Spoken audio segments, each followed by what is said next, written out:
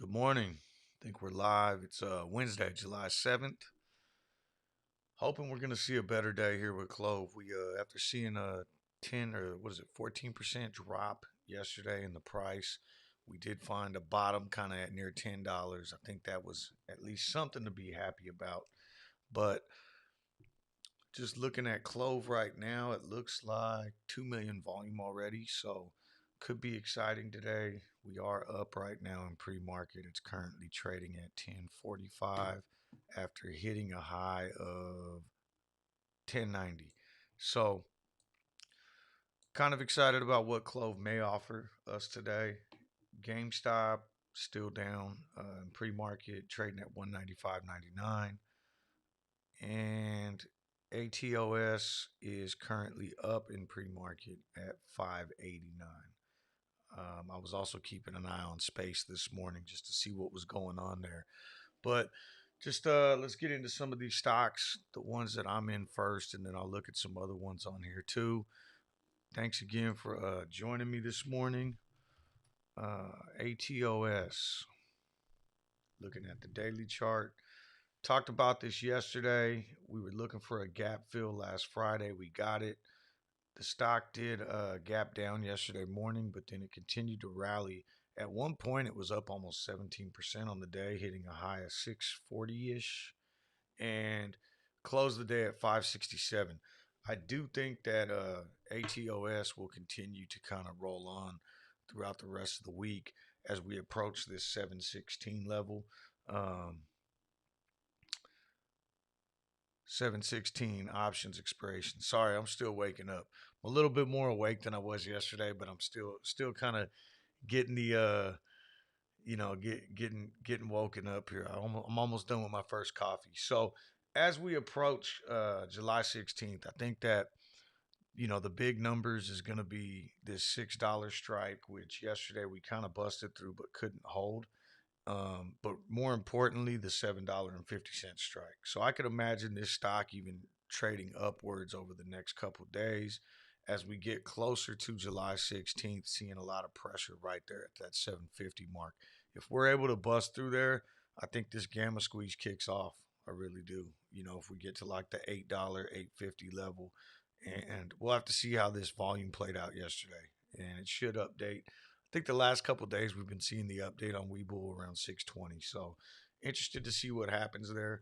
But again, no real news with the ATOS. GameStop, anybody else who's kind of following that. Yesterday we did dip a little bit lower. Still closed at 199.56, but I want to say it touched 193 at one point yesterday. But it's still been able to close, and we're still holding that kind of. I keep saying 200, and closing at 199, whatever it was, 199.56.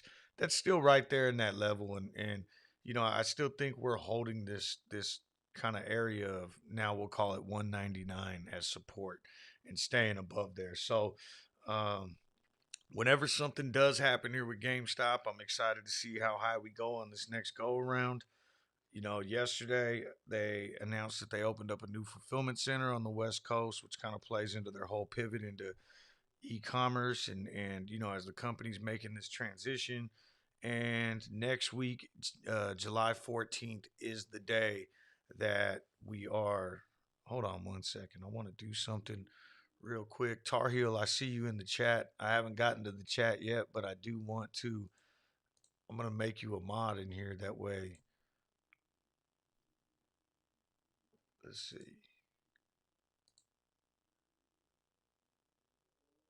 That way you can kind of check it out and see what it's like on the other end, and then also help me out if we get those shills back in here. Now that they see your name in the chat, they might start pouring in. Let's see what happens. Uh, all right, so GameStop, July 14th, we do have that token that something should be happening with. We're going to be finding out here shortly. The speculation was that something was going to come on what, last Thursday or Friday, because that would have been 10 days before a dividend announcement. That was all speculation by retail traders. We'll have to see how that plays out. They didn't make an announcement last week, but I am interested to see what they're doing with that token. I believe it's an NFT token on the Ethereum. Um, made I'm not too familiar with cryptocurrencies and crypto how it works, but I know that it has something to do with Ethereum as well. So we'll see how that goes. All right, so we went over ATOS, we went over GameStop, AVXL. I didn't notice anything, no news this morning, nothing different kind of happening. It does look like it's back into an upward trend. Let's see if this can continue. Let me turn this back on. We did close above the moving average yesterday, and we have seen 3 green days in a row. I really think that this stock, now that we kind of got down and filled this gap down here, is ready to go back up and test this 3150. This run up right here had to do with some really great news, and they, made another major announcement. I think it was about their dementia drug that they're working on and their phase 2 trial last week or the week before, which got us all the way up to 3150, but we did still have a significant gap that needed to kind of be filled in here, and we did that. And I think that this stock's ready to continue to move on. BNGO, yesterday we heard that about their program in China, that were able to get some Sapphire systems into the We Health Shanghai. So that was some positive news for the stock, although we didn't really get a positive reaction out of the stock. So let's see what happens here. I'm really hoping that it finds some support. I believe in this company's long-term potential, and that's why I kind of have a long-term position that I'm building in them. But I also did buy some August 20th options, thinking that at some point we were going to see a breakout, and we still might. When this stock moves, sometimes it'll take off, and it'll get moving over the course of a week or so. So interested to see what happens there. Um, some other notes that I wrote down: space. Anyone who's been watching space, I know I keep talking about it. I don't have a position in space. I said that if we saw this thing fall down to 41 ish, I would probably jump in. It looks like this morning it is trading higher in a pre market. It's up $1.37. So it's looking to open somewhere in the $47 range. I'm not going to rush into this stock. It's kind of like, some of these other, I keep comparing it to pharmaceutical companies, where if they get a successful test launch, things are going to go great. And if they don't, it's going to tank. But they are doing a launch this Sunday. Richard Branson's going into space this Sunday. So if everything goes well there, I could really see this stock taking off and hitting new all time highs. I think the previous all time high was up here at 62.80. But again, I'm not looking to rush into this. I'm really not even looking to open up a new position on any new stocks. But Virgin Galactic's been a company that I've always been interested in. And if we can see this thing pull back and touch 41, I may try to open a small position in there, especially if it happens this week, so that I can get in before Sunday. Regardless, I do think that you're going to see a lot of movement out of this stock next week, whether it be up or down, depending on if they cancel the test flight, if it's a negative results on the test flight. Obviously, um, always the case where you could have a crash or a failure to launch or anything like that. But if it's successful, you'll see this thing probably skyrocket. So I'm going to be keeping an eye on that. AMC is another one we've been watching in here. Um, I don't have a position in AMC. I know I've said that multiple times, but it does look like this stock has been, kind of trying to test this $60 range. It hasn't been able to really close above 60 for a while now. Every time it gets up there, it gets hammered back down. And it is actually trading lower right now in pre-market. It's down to below $48 at 47.78. So just interested to see what happens there. A lot of these stocks are kind of tracking together, and so we've been keeping an eye on it. I know Adam Aaron, their CEO, announced that he wasn't going to do the $25 million share offering or attempt to do it. And so I was thinking maybe we would see that some positive results out of the stock yesterday, but it's been continuing to trade lower. Also, they made an announcement over the weekend that they were going to start doing live events in the theaters. So something else to look out for. I still personally, I think AMC is purely a squeeze play at this point. I think it's trading way over fundamental values, and at some point this thing is going to fall down, but potentially after the squeeze, right? I want to see this thing squeeze. I know a lot of people are in there. I just nothing I'm looking to get an entry point on. If I see this thing get out here and break above 60, um, at some point, maybe there'd be, an FD type play where you just kind of throw it in and see what the next big run will get and try to make some money off it. But nothing I'm looking to get into right now. So CLOV, kind of the last one. I keep saving CLOV for last. Like I said, it's up 49 cents in pre-market right now. So we are looking up volume, 2.3 million volume on the day. Yesterday was really rough. We came down and hit $10 a couple times, but we're able to hold it. Let me pull back a little bit and just go over that. Um, the stock got absolutely hammered yesterday morning. Came down and touched 996, but held. We saw a lot of support on level 2 yesterday, right at around $10, $10.10, even 995. But every time it came down and touched 10, it absolutely got pushed back up. Later on in the day, we came down and we're trading right around $10, somewhere around 10:15, 10:20. I'm on the West Coast, so that was closer to probably 1 o'clock for some of you other guys. But it came down and touched 10 again, found support. They were not able to get it to close below 10 at all yesterday until this final 5 minute candle. I think 5 minutes before the close, it did close a candle right around 999, but again got pushed up and we stayed above it from that point on into after hours. Yesterday, I think the speculation was, and what we had even talked about, myself and Tar Heel, and on the live stream on Monday night, and even in the subreddit and in the Discord, talking with others. Everybody expected that yesterday was going to kind of be a FUD type of day because of the share lockup, and that what short sellers were going to do was really hammer this stock hard and try to make it about, oh look, all the institutions are selling. So that was kind of expected, and I think that we held our ground. We held at 10. What they wanted to do was get us down to these levels and start seeing us sell. And then once we sell, the stock price goes lower. Now they could buy their shares back and then short them back in and continue to drop the price lower. They weren't able to do that, so we were able to keep the price at $10, which also I'm looking in the chat right now, and Tar Heel just mentioned $10 was that IPO price. But the interesting thing was a lot of these institutional buyers got in below that. So I don't, I think they were trying to get us down to 10, almost to make it seem like, look, these guys are, it's back down to where they started at. So again, we'll see how today goes. I'm really excited about today. I think that we're going to see a lot of upward momentum here in the coming weeks. Getting down here back to this 10 level. I think once we get past the share lockup news and FUD of it, and we start finding out how many shares were actually sold and those sort of things, I think we're going to start seeing more institutional investors jumping into the stock. And we've really been seeing retail momentum in this stock.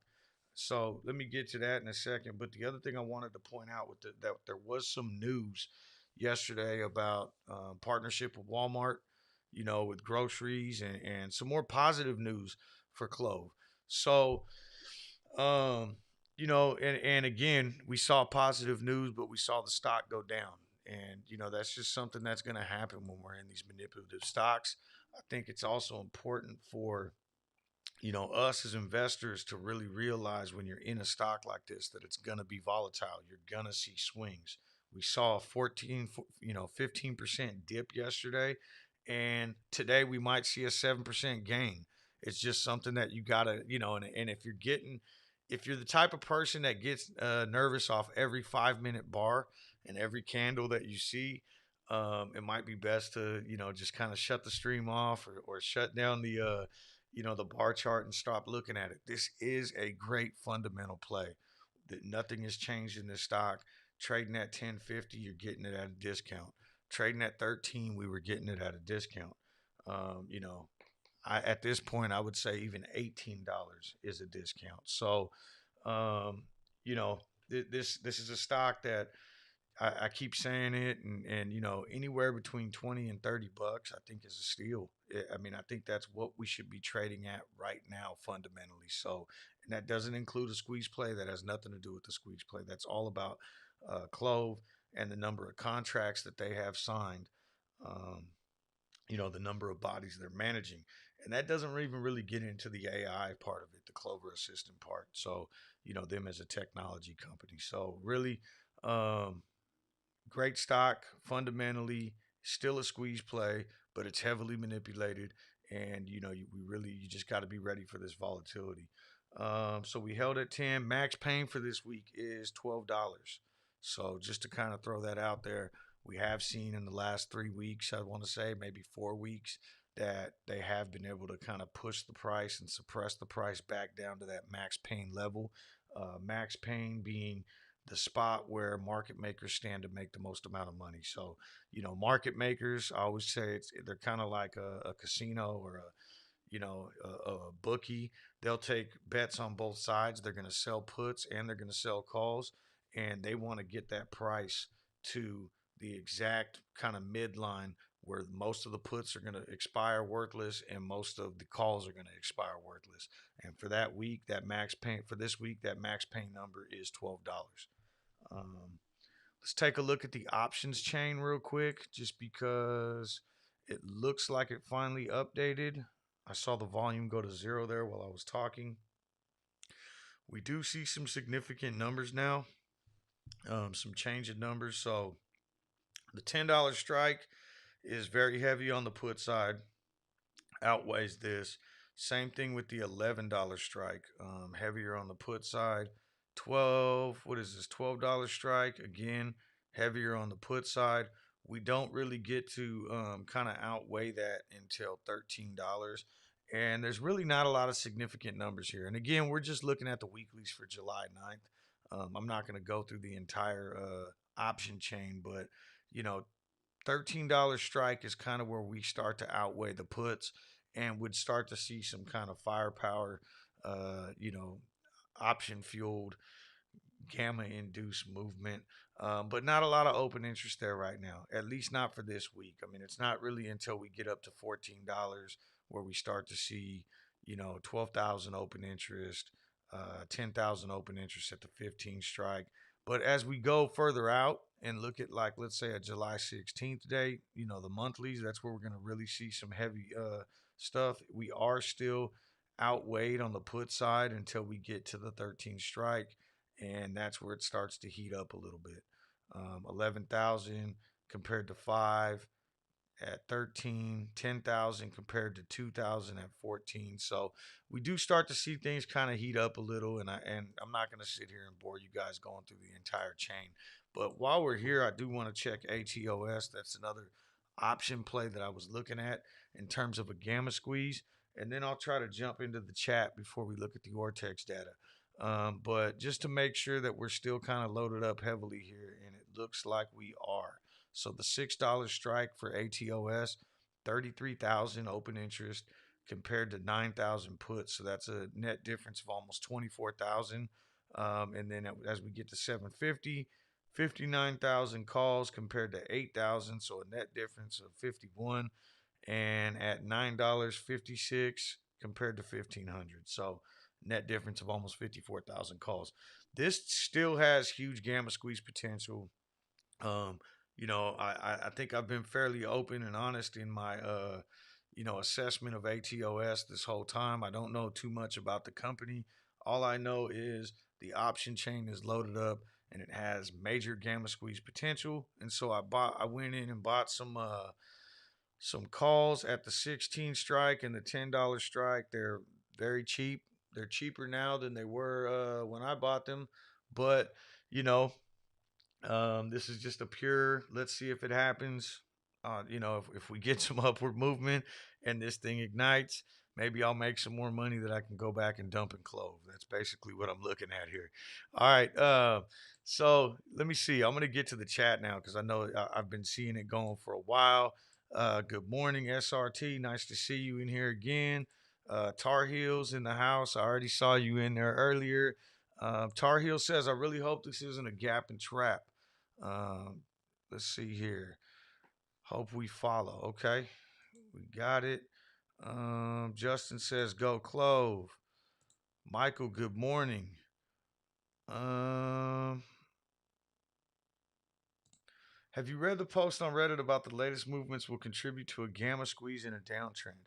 Well, so let me take a look at this. So I mean, we were just looking at the option data, and yes, gamma squeezes work in both directions. So anytime you have it's basically giving the market makers an opportunity to unhedge shares. However, because where we're at right now is in a heavier put territory, I don't necessarily think that that would be the case. So, basically, my understanding of this, and I could be completely wrong too. I'm wrong sometimes, but when the calls outweigh the puts, market makers need to hedge shares. And now, when the price drops out of those ranges, they can unhedge, which basically means they could sell those shares that they had to buy. But where we're looking at right now in relation to Clove, let's just say like an $11 strike, for instance, for this week. The delta's 0.36, but market makers don't need to own any shares right now because, or actually at the 11 they do. I'm looking at Clove, July 9th. Um, did this just update since we were just looking at this? It looks like the $11 strike actually has more calls than puts. Huh. I didn't notice that a little while ago. I thought it didn't happen until 12. Maybe I just wasn't paying attention. So it looks like the $11 strike has 13,000 calls compared to 8,000 on the put side. So that being said, there is 5,000 a net 5,000 differential there at the $11 strike, with a 0.36 delta. So yes, like in the example of this $11 strike, as every day that goes by that we're not in the money at $11, they would be able to unhedge 36 shares, for every 5,000, basically, as we continue to get closer. So they would end up selling, and it would give us downward pressure. But what I was getting at before was like, let's say at this $10 strike, 6,000 with the difference of 11,000 here, that means there's a net of 5,000 more puts. So they're not actually hedging any shares there right now, until these calls kind of build up. And I guess that's what I was getting at. But let's say we were trading way up here at 16, where we outweigh the puts. Every time we move down in dollars, they could start unhedging and unloading shares, which creates more downward pressure. So I hope that makes sense. I know my example didn't really work out because this week isn't really loaded up. But in a nutshell, basically what you're looking at is, when the calls outweigh the puts, they have to buy shares as we continue to go up to hedge those shares. But now as the price goes down, they can start offloading them. Let's see here. Co-creator's drinking his first cup of coffee. I'm almost done with mine. I gotta finish it too. Like I said, I was tired yesterday. Tar Heel was kind of carrying me through that, and I know he said he was tired too. But I really appreciate that, and that's now in hindsight, it really makes sense when do it on Monday mornings. It's a lot easier with two people. Let's see who else is in here right now. Trying to really catch up. I'm behind. Thank you everybody that's in here. We're almost at the open. Um,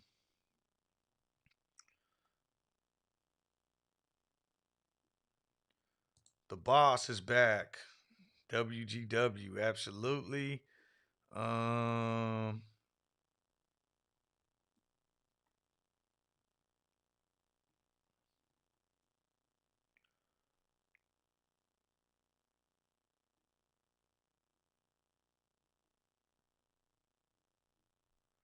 just trying to catch up. Sorry, guys.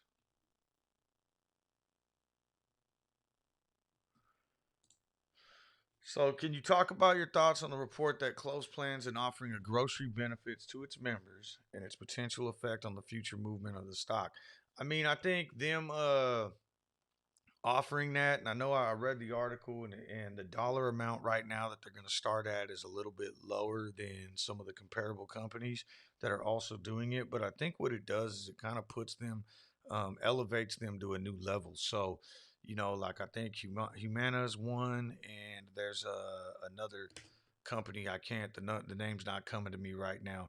But some of the bigger names in Medicare that offer these same type of plans, and they give their members a grocery benefit. And while there is a cost associated to the company right now, I think as they grow and offering these different services will make it easier for them to kind of build partnerships with new kind of healthcare places that'll then give them managed bodies and be able to pick up contracts. So I think it's positive. I think it's just going to help Clove grow.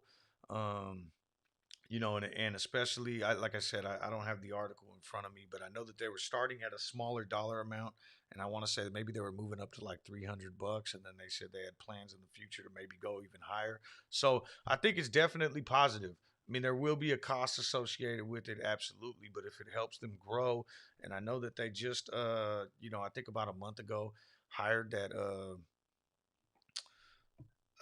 was it a CFO, not CFO, CMO for marketing, or CCO, kind of basically someone to help in their sales division and to kind of help them push and expand. And I think this is something that they'll now be able to talk about and offer and help them bring in more managed bodies. So at the end of the day, I think it's very positive for the stock. And I think it's going to, bring about in future months, and as we get to more earnings, every quarter, we'll kind of see that difference, and we'll see them, making more announcements about their expansion. So that's my take on it, at least. I mean, there wasn't. I read a couple articles last night about it, and at the end of the day, I think it just puts us into that same ballpark now with some of the big players. Um,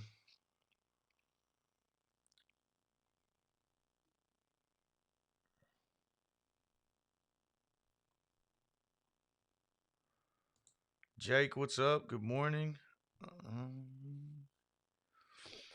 Am I right in believing that any day, any time out of nowhere, the squeeze could just suddenly happen? Or is it more predictable and able to see beforehand than that? Kind of hard to say. I mean, yeah, it could happen at any time. I think we're gonna need some buildup. I think, ultimately, yes, if all the people that are short this stock, and we haven't even looked at the Ortex. I'm gonna pull that up real quick because we are getting ready to start the day. But Ortex data right now, this should be updated. Shares on loan, yeah. So yesterday it was reporting 51 million. Today it's showing 53 million. And if you remember, throughout the day yesterday, we saw a net differential of 2 million borrowed. So this is current. This is today's numbers. And then if we come down here, another 1.6 million borrowed today already. Cost to borrow in between 19% and 55%, with an average of 34. So basically, with I mean, 53 million shares on loan. Absolutely, it can happen at any day. With the cost to borrow this high, if all of a sudden, short sellers just it became too expensive and they needed to just jump out of the stock, then absolutely we can see this thing kick off at any time. But I would imagine, because that would be 53 million shares getting bought back. But I would imagine that we'll kind of see it gradually step up, step up, step up, and then eventually it's going to start, getting higher and higher and becoming more expensive for these guys to hold their positions. And, so we would kind of get more of a, I don't know what the word is, but we would kind of see it coming, I guess, maybe, and maybe even see it kind of build up on the option chain a little bit before we got to that point. I need to see why. Let me reset this chart.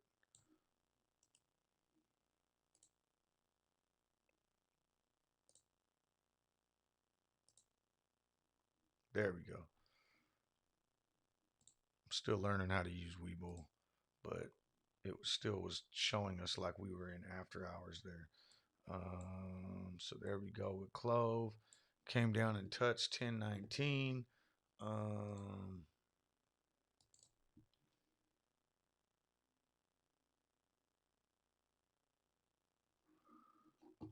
get these other ones set up here. GameStop currently trading at 197. 196.72. We're in the opening 5 minute candle. We should see a lot of volatility here. Kind of see how things play out. Just looking around, and I know that there's some more questions in the chat I'm trying to catch up with right now. But I actually, let me see here.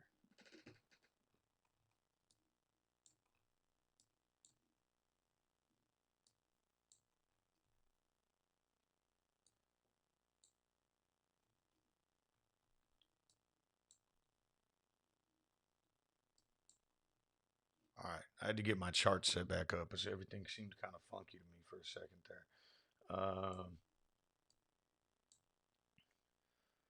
All right, let me get back to this. Jake from State Farm. Can I ask your thoughts on a BNGO squeeze? I think there's a huge potential for it if we can get some volume, especially if Wall Street Bets gets on it too.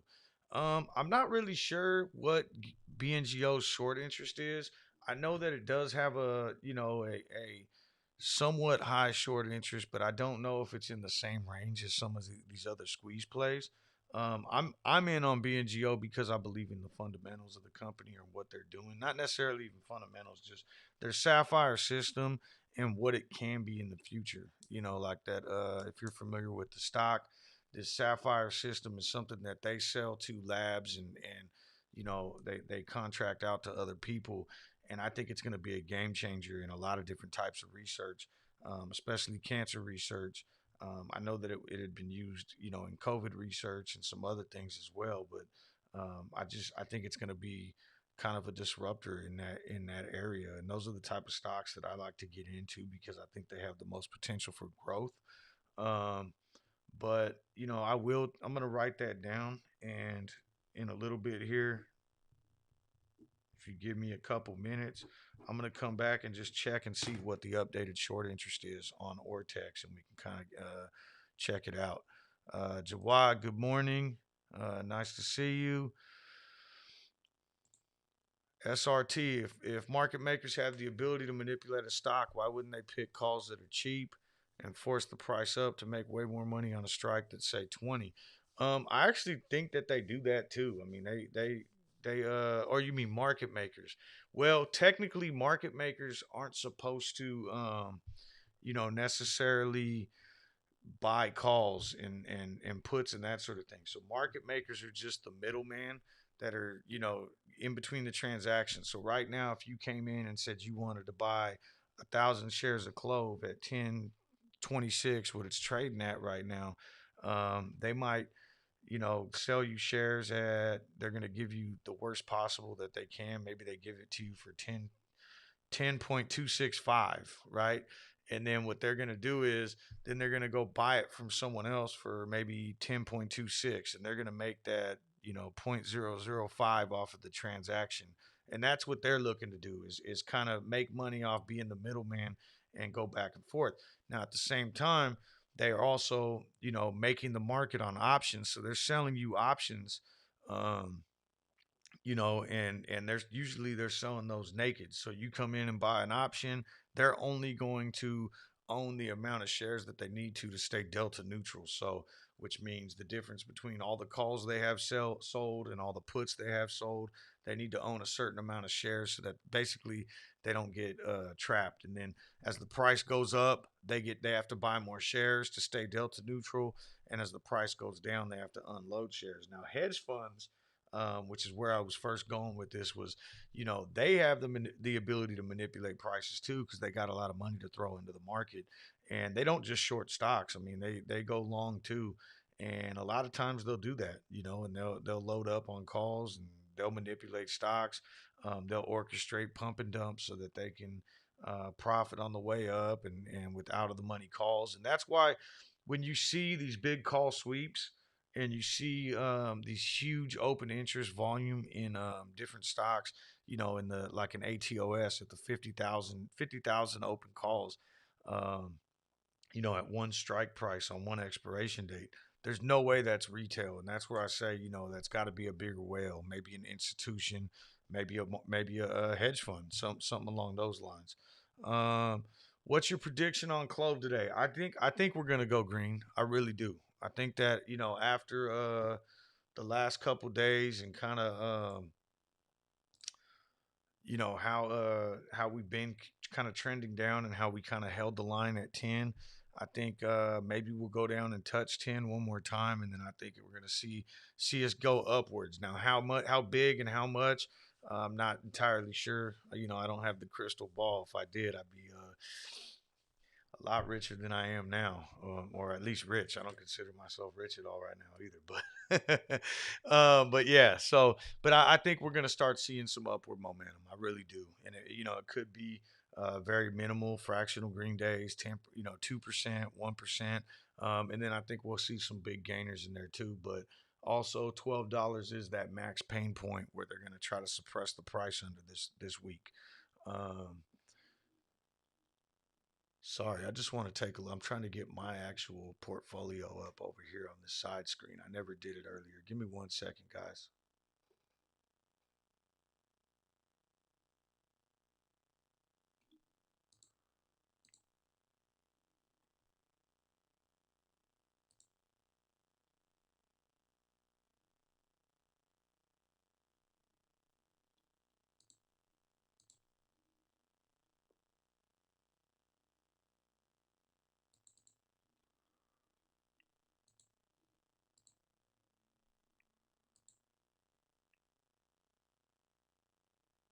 All right, we got it. So let's see here. Clove right now, $10 and what in the huh?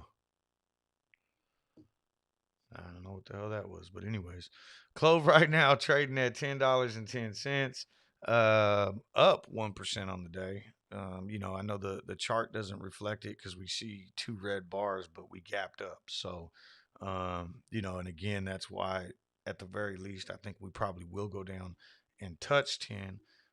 GameStop down 2.8%, touched as low as 192.68, currently trading 193.15. ATOS up 0.36%, nothing big there. SPCE, not one I have a position on. I just had this up earlier because I was watching it. I also don't mind changing this out to anything else.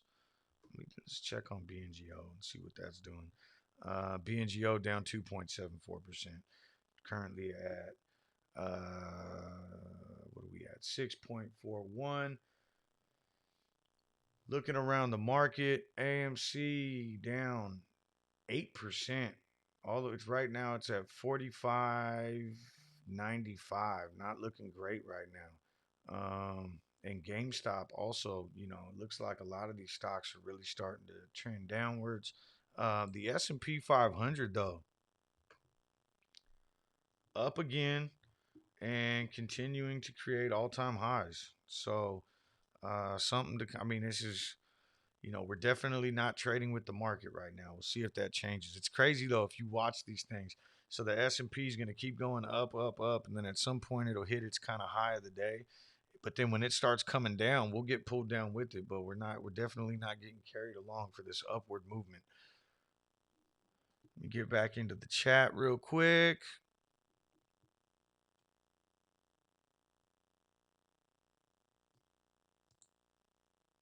Tar Heel Blue drinking the claws for his morning coffee. uh, let's see.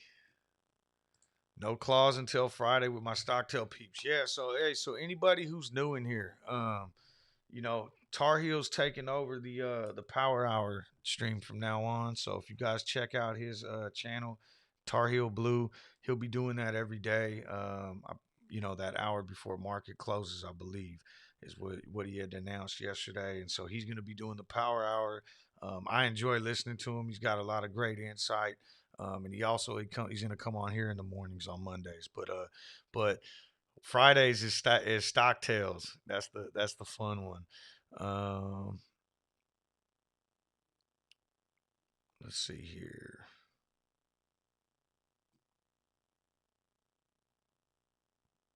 I'm just trying to catch up. I'm way behind on this.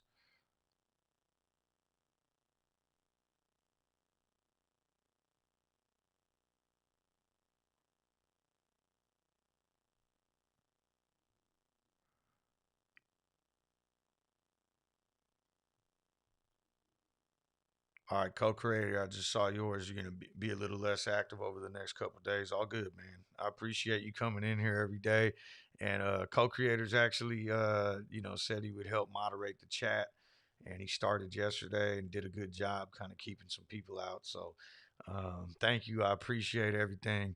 Um, and absolutely spend some time with the family. That's important. Let's see here. Ladder, ladder, ladder. I'm still catching up.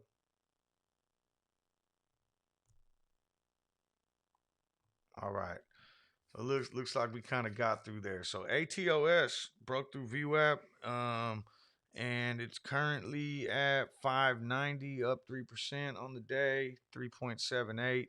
I'd really love to see this one take off because this was kind of just a shot in the dark, um, you know, and I think that would really, give me some extra capital to throw around so I could buy some nice clove dips and some of these other ones. So I'd really like to see this one pan out.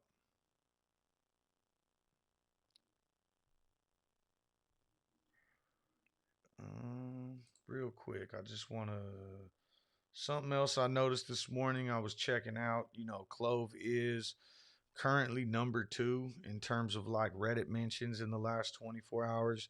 Not that that stuff's a big deal, but I did. I was watching Sean Stocks actually this morning, a video he put out, and he went to this ape wisdom site, which I had never even heard about. Usually, I just kind of see those posts on Reddit, but it does show that Clove is the number two mentioned stock on Reddit in the last 24 hours. So a lot that could be big in terms of maybe building in some volume and getting some more people to check it out. But I think what's important with that is really getting people to not just come in here for a 1 day pump and dump and come in and actually hold. And that's why, the importance of kind of building this community and getting people to come on and learn about the actual stock. Um, Let me see. Michael was asking about the grocery benefits. So I kind of talked about it a little bit, just briefly, but I do think that the grocery benefits are going to be good for Clove. I think that it kind of puts them up and elevates them to that next level and makes them a bigger player with Humana and some of the other bigger names that are also kind of offering the same type of health coverage. There will be a cost associated with it, obviously, where it's gonna kind of dig into the profits, I think, a little bit, but at the same time, it'll help them expand. So, I think it'll help them in their expansion and help them bring in bigger contracts, and so ultimately, I think it's absolutely a positive. That's why they're doing it, but they're offering more benefits for their customers, and um, yeah, it should help with the expansion, and should help in making them a bigger name in this in the health insurance. Let's see, 11 a.m. pack, 1 to 2 Eastern time daily lows. I'm not Nolan. I'm not really sure what you're saying there. Patrick, really like how Coach and Tar Heel are working together on YouTube. Yeah, I mean, we just kind of hit it off, I should say, but he really gets some great insight, and I know he's been putting a lot more research into it than I am too. So I've been learning a lot from Tar Heel as well. I've been getting really busy with my schoolwork and my kids, and it's summertime, and I feel like every week we're traveling somewhere, and we're going camping, or I took the kids fishing this last weekend, and so I haven't had a lot of time to really sit down and like deep dive into stuff. So I love hearing Tar Heel's perspective, and I think that we really have been starting to work great together. Anybody who hasn't already, make sure you go on and subscribe to his channel. Also, I want to mention, so if you didn't get a chance to, or if you did, check out the Clove Roundtable. It was for the Clove subreddit. We The intention originally was to get, multiple people in there. Let's talk about a lot of these different topics and kind of answer some questions from the sub and all that. And then it ended up, it was kind of thrown together last minute. So it ended up, it was just me and Tar Heel. But we are going to do another one this Sunday. So this Sunday coming up, which is what, July 11th, same time. So 4 p.m. on the West Coast, 7 p.m. or on the East Coast. And Dutch Trades is going to be there for sure, along with myself, Tar Heel, and Al Trades. He was there last time. We were just having some technical difficulties getting him signed on. So there's 4 people for sure. We may end up with some more. That's always going to be subject to change. And, really just getting people on there and answering kind of the more in depth questions and going over an update. And I think it's going to be something that we continue to do moving forward. I don't know if it's going to be weekly or bi weekly, but definitely come check it out. If you weren't able to see the first one, it is live on this channel. You can go on and check out the replay of it. Um, but if you want to submit questions, you know, go on the CLOV subreddit. Um, there should be a link in the description of this video to the CLOV subreddit, and it's pinned on there. And you can go in there and leave a question, and kind of we'll answer them. We'll take our turns, kind of going through, reviewing them, and answering any questions that anybody might have. I had a lot of fun. I think it's going to be exciting, and I'm really excited to keep this going. Um, Big up to Sean Stocks.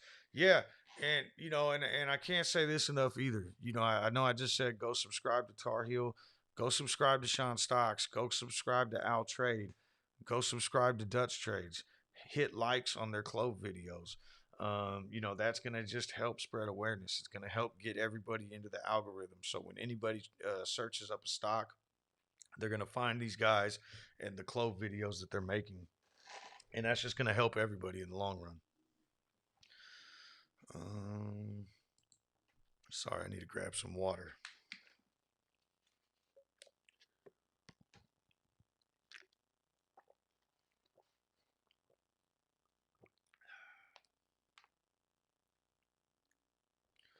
Okay, so GameStop now trading at 188.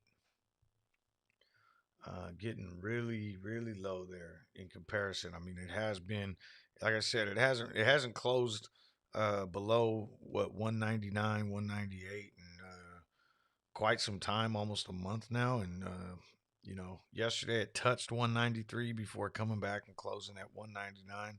Today we are touching 187. So pretty interesting to see how this pans out. I do think that next week is going to be well, it's kind of hard to say set dates. I thought last week was going to be big for GameStop too, so we'll see what happens. But with that NFT kind of token, um, the date on that is July 14th. Not sure what that means. If that means that's the day they're going to announce it, maybe the company doesn't plan on doing anything with it right now. But speculation is that something should be coming up here soon. And I take back my RSI comment. What does it mean when we keep testing VWAP but can't pass it? Just more market manipulation and short selling? Not necessarily, but so what this VWAP is volume weighted average price, right? And it's one of those things that almost every trader uses it, so it becomes support and resistance levels, right? So right now, if VWAP's at 1022, anyone who is looking to jump into this stock is maybe going to wait and see if we break through with volume. Anyone who's looking to kind of scalp and get in there and sell is going to set their sell limits up right here. So it just becomes a resistance level and a support level naturally because everybody has this same line on their chart. So could it be market manipulation and short selling? Yes, but that's probably with any sort of stock. You're gonna always see this as a support or resistance level. Um,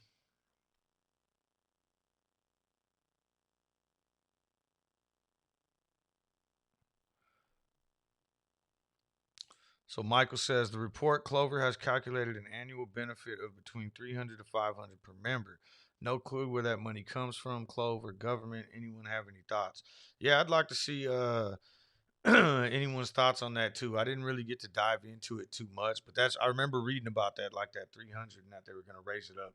I would imagine that maybe some of that comes from the government, but I want to do more reading on it before I can actually, speak about it, and instead of just kind of making random assumptions or guessing. But if anybody has that information and wants to throw it in the chat too, that would be amazing. Um, Encourage everyone here to go back to previous videos on Coach B's channel and Tar Heel Blues channel for great DD and information. Yeah, especially like in regards to the share lockup, Tar Heel did a great video the other day. Kind of, it's a long one, but it's packed with information about the share lockup, how many shares are coming out, how many are still going to be locked up, and just kind of putting the FUD out before it even got started. So I mean, we still kind of saw that attack yesterday, obviously, and then I think on the news ticker, CLOV is trading down today. Why? And then you click on it, and it's talking about because of this lockup shares, and they want to make it appear that these institutional investors are selling, but I don't think that's the case at all. But anyways, if you have a chance, go check that out on Tar Heel's channel. It's a great video, and he's got a lot of great videos on there. That's not the only one. That's just the one that's coming to mind right now. Clove bottomed at 1:30 p.m. yesterday. If you're buying, okay. Oh, you saying like maybe to kind of time it, so that's 10:30. Well, it hit that same bottom a couple times though.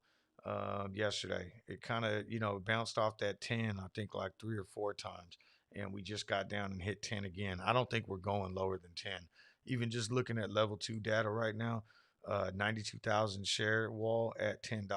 So again, we came down and touched 10. I think at this point we should start trending upwards.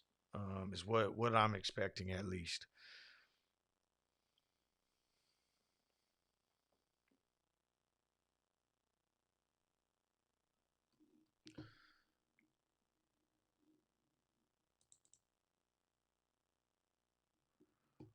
GameStop is trading ridiculously low right now.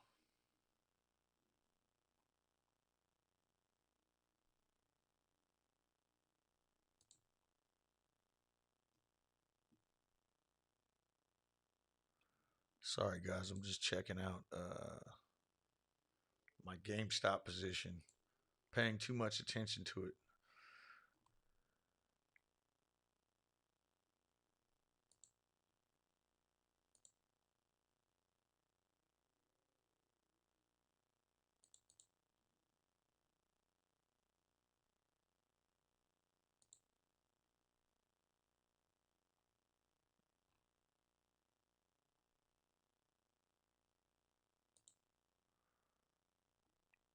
Is that where it was? There we go.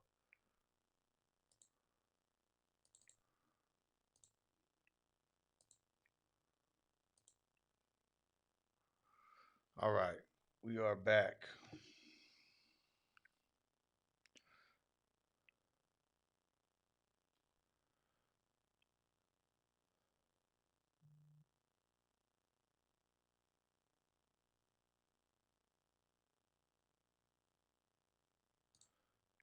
BTOCO says, biotech is getting shorted to hell if there's a pretty nice catalyst and still the stock drops. ATOS was up 6% in after hours, and now it's just 2%. Yeah. And that's one too that has a pretty high short interest. You know what? Now that you say that too, I'm gonna check on that. I know Jake. I don't know if you're still in here, Jake, but I'm gonna check on that BNGO now. I wrote it down to kind of look at the short interest in there. I'll take it out for you right now. But real quick, Michael, yeah, it doesn't make any sense for CLOV to just hand out that benefit without any substance.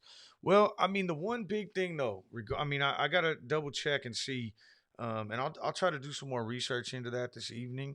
But in terms of, to me, I think that it just, like I said, puts them at another level. So now all of a sudden, if CLOV is giving the same grocery benefit that some of these other companies are doing, these bigger companies, it's just going to kind of help them to expand and move into bigger markets. So I'm sure they've got a game plan behind it.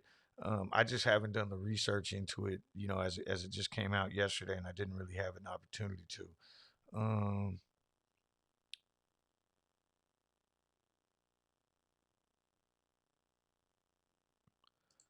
SRT, sorry to hear about your grandfather for one, but I think that's really good advice. Um, you know, if you don't have something like that set up, make sure you do a living trust or whatever you got to do. And especially as it pertains to investment accounts, because I kind of went through a very similar thing too, with not me personally, but helping my grandmother out when her husband passed, my grandfather.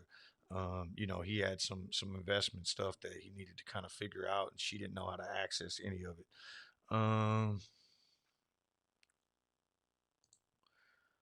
Tar Heel says he thinks Clove makes so much on their direct contracting that they're able to offer the grocery benefit. It was in the original IR release a couple weeks ago. Walmart may be splitting it as well. Who knows? Yeah, that's true too. It also benefits Walmart to create customers, right? To kind of have them go in. But I do know that's why Clove is trying to move it more into the direct contracting as well, because they're making more money off that than they are off the Medicare, the straight Medicare plan. So that could be true, and I think there's no limit to how much they could make off the direct contracting, where like the Medicare is capped.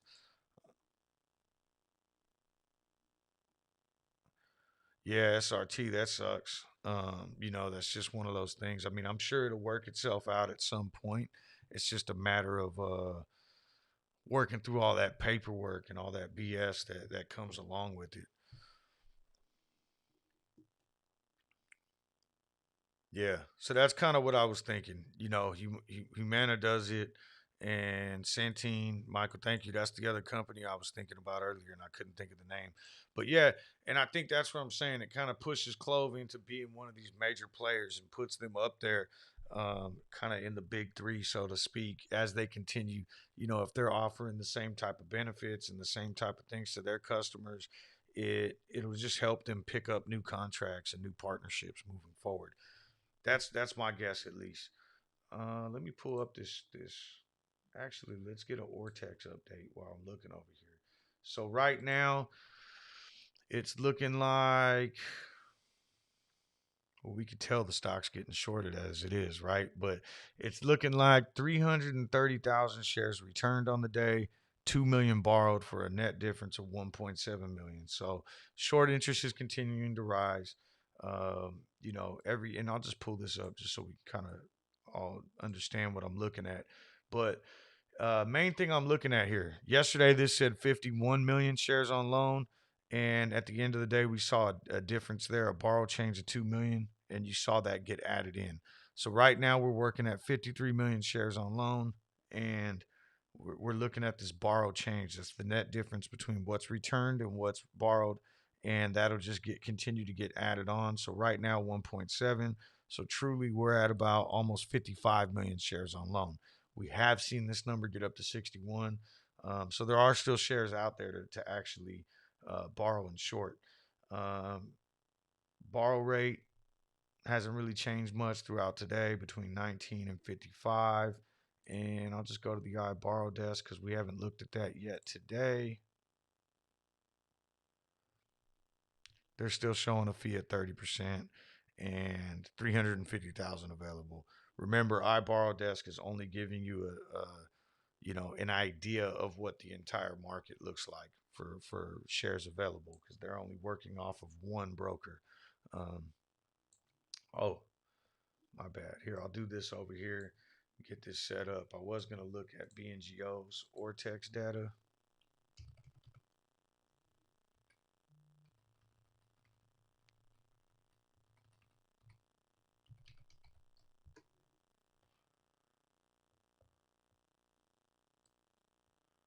So Jake, my man, I don't know if you're still in here, but BNGO Ortex data. Now, shares on loan is also relative to the size of the float. So, in terms of a percentage, yeah, 34%, 22 short interest, but 34% of the float on loan. So, that's a pretty high number. 93 utilization. and still getting a net borrowed change of 1.26 million. So, yeah, it seems like a pretty high short interest stock. I don't know if it's necessarily at the squeeze level yet. And I only say that because I know, like right now, it's like everyone's like, oh, short squeeze, short squeeze, short squeeze. And I think that there's a lot that needs to happen. One, you need the high short interest, right? But on top of that, you also need retail momentum. And you need the cost to borrow to kind of go up. There's a lot of other factors that all kind of come together to put us into this short squeeze scenario, and I just don't necessarily see it there yet for BNGO. That's not why I'm in the play. Now I say that, and at the same time, I said that about CLOV in a video.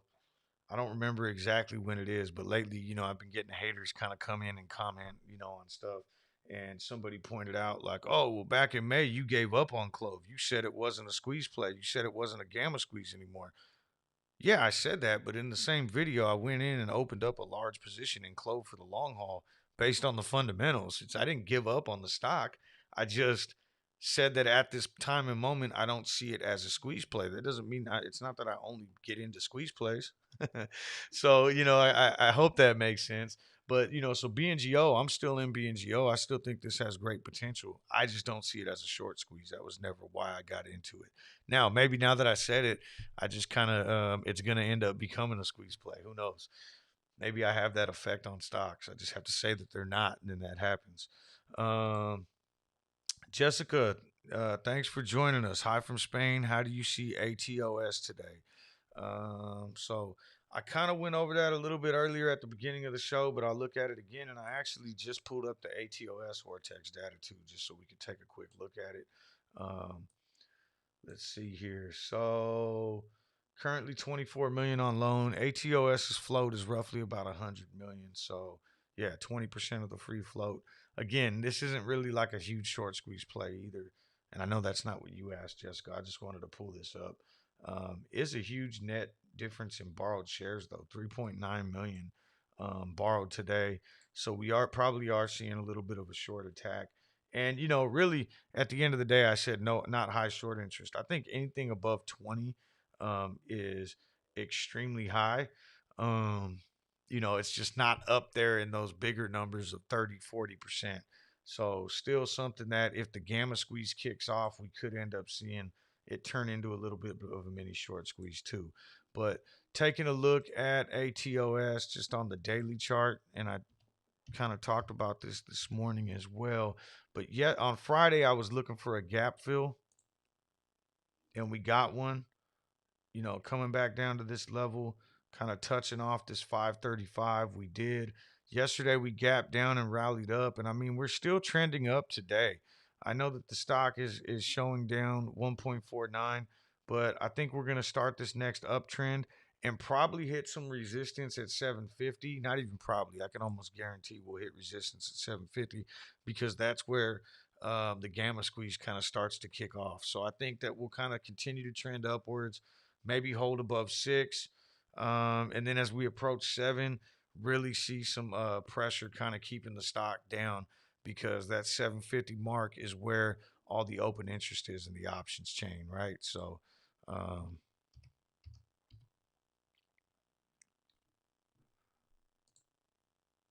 ATOS right now at the $6 strike, 33,000. We'll see some resistance there. 59,000 at 750 and 56,000 at 9. And I think again, getting past 750, getting past $8 is going to be that level where we start to see a gamma squeeze kick off. Um,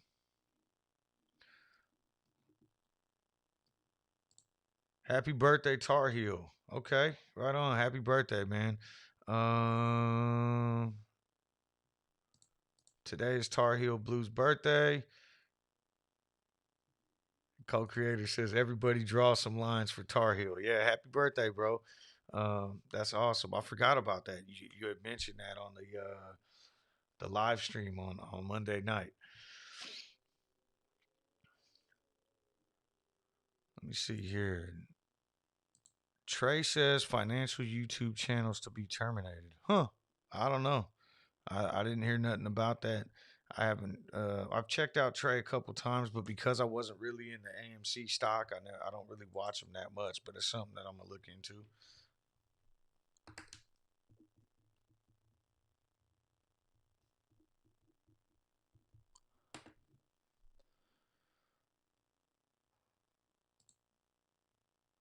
CLOV just keeps getting hit. Yeah, I mean, I thought we would hold that kind of $10 support, kind of like yesterday though. We hit 986. We came up and what?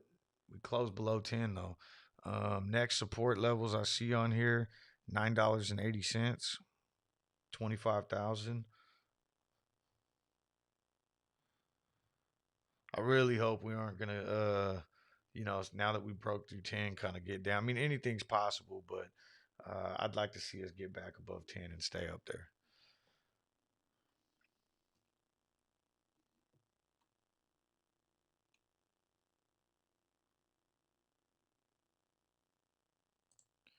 Clark says regarding the grocery benefit with MA, which is the Medicare Advantage, right? Clover must spend a minimum percentage, 85%, I think, of what they receive from the government. As Clover becomes more efficient, they will need to spend this extra money. Yeah, um, that's a great point, and I think that was the whole reason on why, the direct contract is more beneficial for the company. They're able to make more money off of it because of that very point.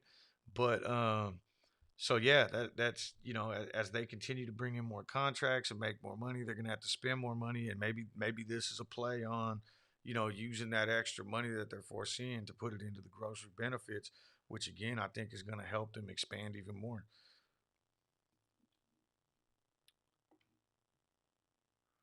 Let's see here. So ATOS just got up to VWAP, got through, but the candle's trading back below it. We're at 578. Is positive on the day, up 1.5%. And I really think that ATOS is going to start an upward trend until we get to about 7. That's just maybe it's just my gut feeling. Um, but I also think that, and I keep saying this, and these gamma squeezes are hard to actually happen. I've been a part of maybe two or three, maybe even four of them. One in AMC, one in Clove now. On the run up to 20, and a couple in GameStop. Actually, probably more because I've been in GameStop for 6 months, and we've had our fair share of them over the times. But they don't always happen, but the setup is there. And when you see that much open interest on a stock that only has 100 million float, like we see in ATOS right now, makes me think that there's big money behind it, and big money that's going to have the ability to hopefully push us past these levels of $6 and 750 to kind of get this thing taken off.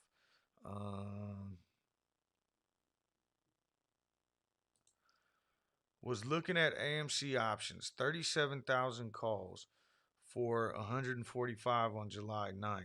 What's the logic there? All right, so I'll tell you what that is. Now that I would say is mostly retail, and the reason I say that it's just um, that's kind of the old Wall Street bets FD play. So I'm assuming that's the top of the option chain. Yeah, that's just the cheapest call. So, what you could do there is, you buy that for $4, right?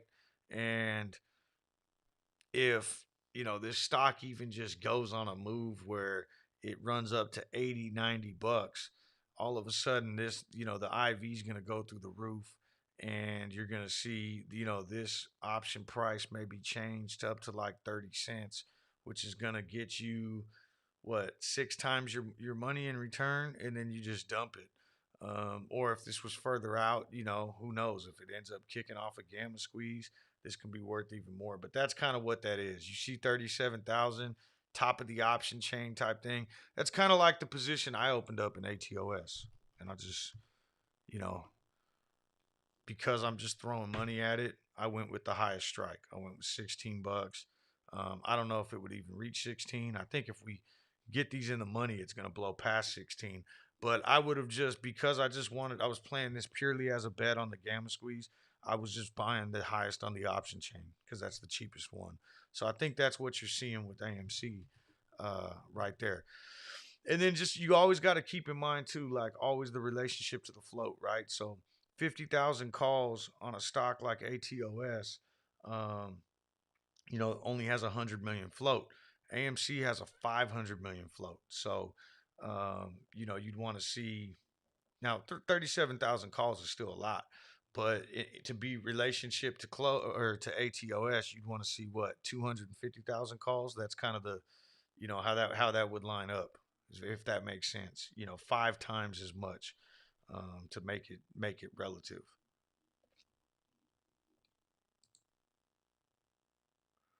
ATOS looks to be trying to break through VWAP, and maybe we'll look for like a breakout of the day if we can get up here and get past 6 again. That's where it saw the resistance at. And I think, any times when when we're talking about these gamma squeezes, and even with CLOV back when we had the potential before, I think all the technical kind of goes out the window instead of in terms of finding, resistance levels on the daily chart and all that. I think it really just comes down to the chain. So, like with the stock like ATOS right now with this gamma squeeze potential, you're going to see resistance at 6, you're going to see resistance at 750, then at 9, then at 10. That's just the way it's going to work out because those are, they don't want to get these calls in the money. And that's where, the heavy resistance is going to be found around. And that's exactly what we saw this morning. It got up to 6, I think hit as high as 605 and then got pushed back down. And then it got hit as high as 608 and really got pushed down all the way to 580. So there's definitely somebody on the other side of this trying to prevent it from kicking off. GameStop did hit a low of 177.56. Now trading at 180.56. Um, Not good for my portfolio at all.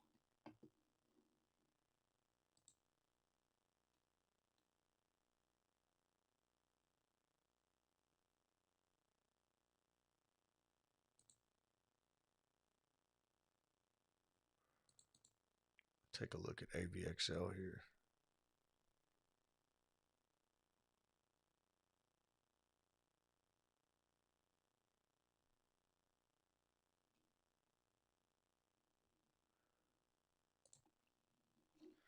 So BNGO currently down 4.5%, trading at $6.30. What else don't we have up here on the screen? AMC down 12% today. Hit a low of 42.80, and looks like maybe it's coming back right now. Currently trading at 44.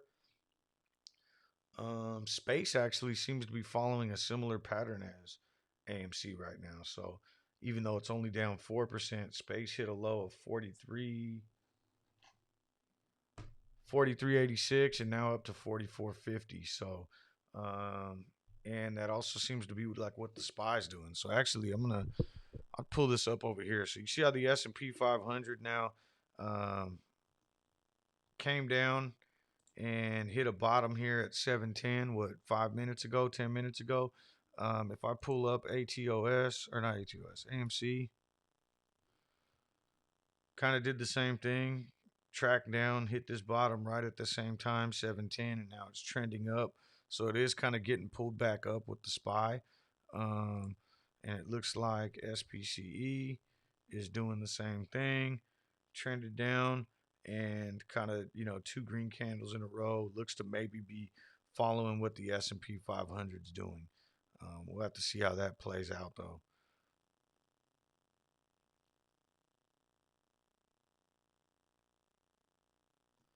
BNGO chart looks very similar as well. Down 4% on the day, traded downwards. It actually hit its bottom, it looks like at 705, which is a little bit earlier. But still kind of following that same pattern. So why do I keep every time I try to type in ATOS, it seems like half the time I type in ATO. I don't know if I'm just too quick on the return button or what's going on.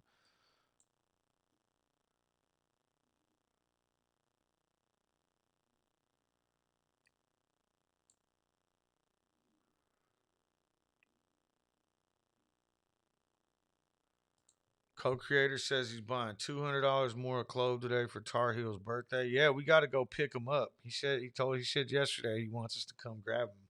I think he's waiting up there for us right now. ATOS could pay for lots of stock buys. Come on, baby. That's what I'm saying, Nolan. If we can get this gamma squeeze in ATOS to kick off, I mean, I think I doubled down last week. So I started with 10 options at I think I got them at $28 a piece. And then when the stock dropped down last week, I bought 10 more for I think like 10 or 13 cents a piece. So yeah, if we can get this thing to kick off, and I could maybe get like 10 times the investment or something, I'll be coming back and dumping a lot more back into clove. I'll tell you that much. So that's why, and it's hard for me to, I just with GameStop over a 6 month span to just be invested in one stock because I gotta, it just gets too boring for me. So I know I talked about this I think a week ago or so, but I have 80% of my account basically in Clove and GME, and that other 20% I just have to play with a little bit and be able to throw into these other stocks because otherwise I just get bored. I can't sit here and stare at it all day. I need to kind of have that those other plays out there to get into, and so I do have anyone who's new to this stream. I have a very small position in ATOS, a very small position in AVXL, and I'm starting to build a bigger position in BNGO. BNGO is probably my third largest. I know you wouldn't be able to tell by watching the stream because it's kind of like the long lost stock that's just sitting over here on this other screen, but it hasn't really been doing much lately. So I have it up, but I haven't been watching it as closely.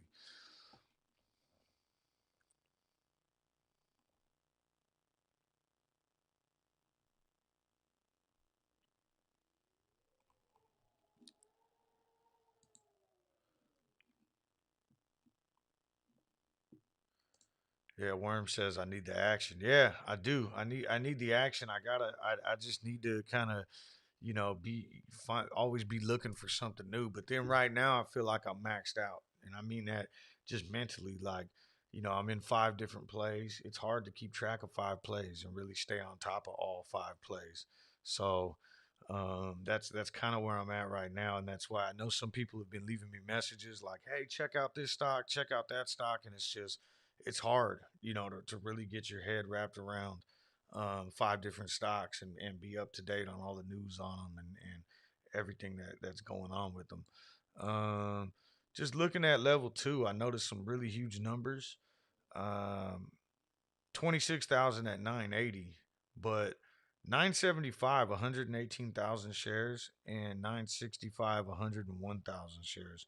So there is some support out there that should prevent us from going lower. I hope we don't even go down and touch that level. I'd really love to see us get back above 10 here sometime soon. I like that. It's like being benched in the Super Bowl. Yeah, that's kind of how I felt for the longest time when I was just in GameStop because there was a little bit of time where I had like 100% of my position in GameStop.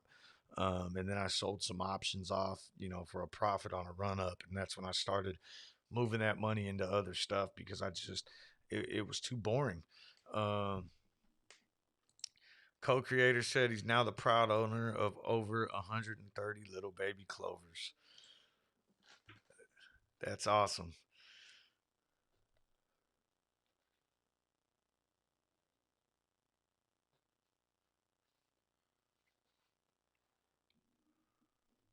All right, I'm gonna get an update here on Ortex.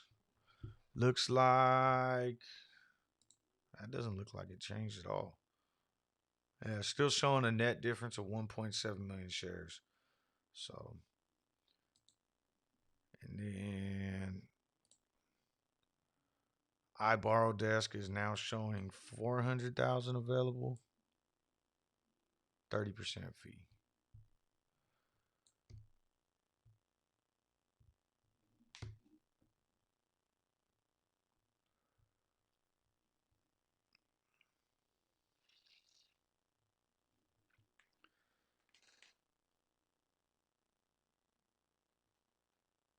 Sorry, guys. I'm just taking a look around real quick at some of these other stocks, just trying to keep a pulse on everything. Um, Space does look like I'm going to pull that one back up. Anyone who's kind of new, I don't have a position in Virgin Galactic, but I would love to open one. I've always liked this stock, but I'm waiting for it to kind of maybe come back down and touch 41 before I do.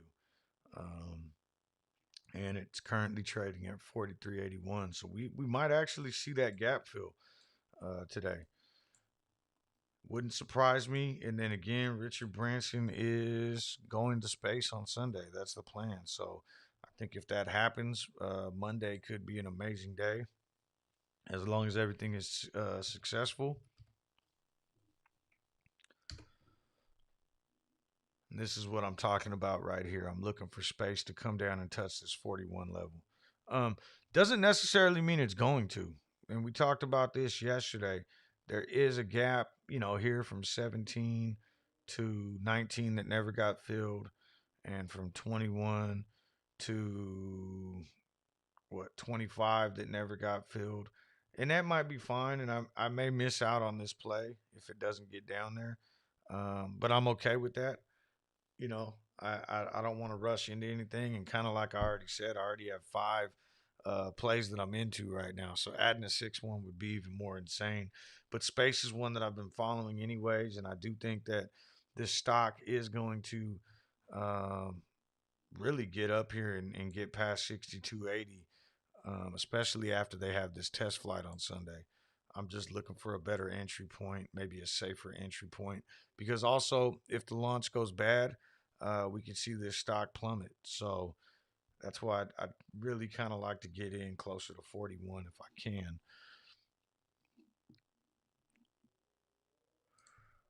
Can I ask your position on Workhorse? Should I give up on that one and sell my position and put it in ATOS? I don't know much about Workhorse. I know that it is highly shorted.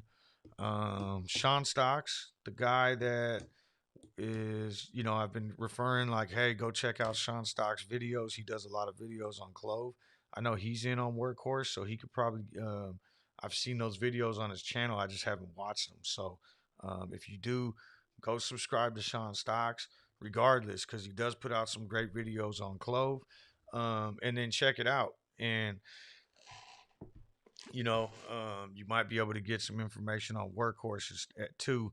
But I'm going to get to the rest of your question in 1 second. I just want to say this because I keep forgetting. So, Sean Stocks, Dutch Trades, Tar Heel Blue, Al Trades. Go on there and subscribe to those guys. They all cover CLOV and like all their CLOV videos. Let's get everybody in the algorithm. So when people go search up anything, whether it be Workhorse or Virgin Galactic or AMC or anything else, we want CLOV coming up at the end of those videos.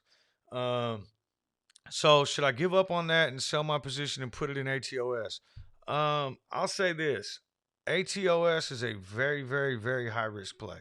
I'm basing this ATOS purely on the potential for a gamma squeeze, and you should know that these gamma squeeze happen far and few between. So, if I could find the potential for 10 gamma squeezes, I'm sure only two of them would maybe hit. But when they do hit, they're usually fairly big, and you could make a lot of money on it. So this ATOS play is a pure bet that you know, I'm okay with losing the money that I put into it, and it may not happen. So I just want to be, as honest as possible about ATOS. I also have SPCE. Should I put it in that one? Um, so like I don't have a position in space. Obviously, this isn't financial advice or whatever, but um, I don't know what your cost average is on space. I think that, space could have a very huge day next week. If you look at, if anyone knows the exact date to when that was, but it was a Monday.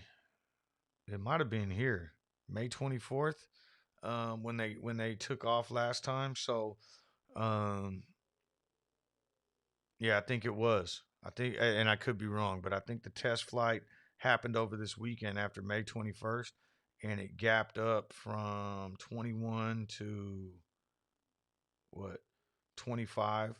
and then finished that day at 27, and then it just started ripping from there. You're basically looking at the same type of catalyst coming out, coming this week, and Michael says it better than I. If Branson comes back alive, space will boom. Yeah. So I mean, if you can, if me personally, I'd like to make that bet. I did make that bet last time. Right before the week ended on that Friday on May 21st, I bought a couple calls. I think they might have been like $25 strikes nah, you know what? I think they were $28 strikes. And I think I sold somewhere around here way too early. I could have just let this thing continue to roll up, and I'd have been making a lot more money off it. But I made a pretty decent profit, and I think that's the mindset you got to have too. If you're in the green and you can take profits, take it. But you know, space is. I think it could potentially be looking to fill this gap, and that's why I'm gonna hold off. If it doesn't fill the gap, I just won't be part of this one. But you know, I'm saying that, and I may even end up buying some on Friday too. I do think it's gonna trade kind of in this range this week until Friday, um, and then come Monday, if that launch was successful, we're gonna see this thing take off and go on another run. Uh, that's my speculation, at least.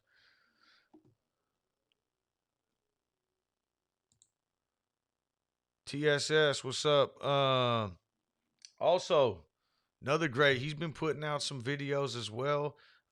If you have your link and you want to throw it in the chat, I know half of them it's in French, but I've been watching the half that I understand, and he's been putting out some great videos on CLOV as well, and also some audio. I can't remember this. I don't know how to pronounce it. The software you're using for the audio, but I've been going on there and listening to your stuff. A lot of great information in terms of CLOV and market makers, and just kind of like the market manipulation. And that is, if not, I will try to I'll try to pull it up, because I know sometimes you can't put links in there in the chat. If that's the case, let me know, and I'll try to pull up your link to your video, and I'll throw it in the chat too right now.